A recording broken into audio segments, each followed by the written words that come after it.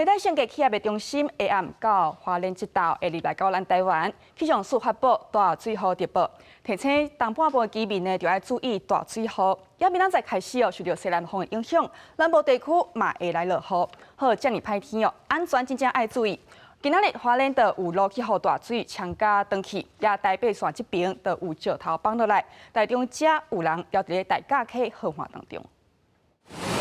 地无啊，这个查某人因为水上窜楼掉伫大架溪畔，进退两难。警消局部出动消防车船甲人员到场待命，不过当地水势地势要抢救无简单，申请直升机救援。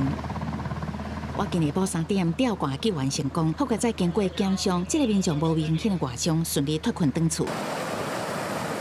花莲桥里24点钟内雨量突破120毫米，秀姑峦溪水位顶悬，轮天变道引起，芒仔洞变道冲毁，四周围拢封起来。另外，伫明里变道因为水域持续清悬，暗时6点先封起来。台北线出现山坪有石头一直放落来，抢救人员已经伫现场待命。豁然亭的路段，那发生一个上烟坡的持续落石坍方的一个状况。稍停的时候，那我们就可以随时的来做一个抢通的动作。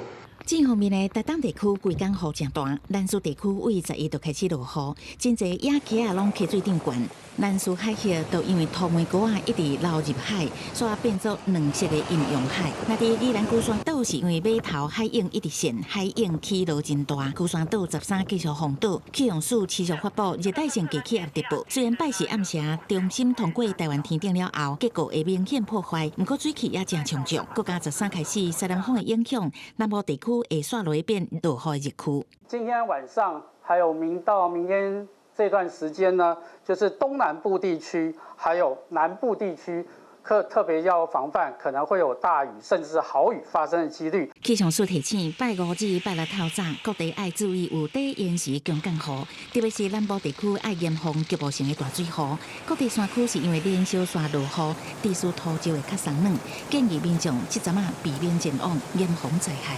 记者综合报道。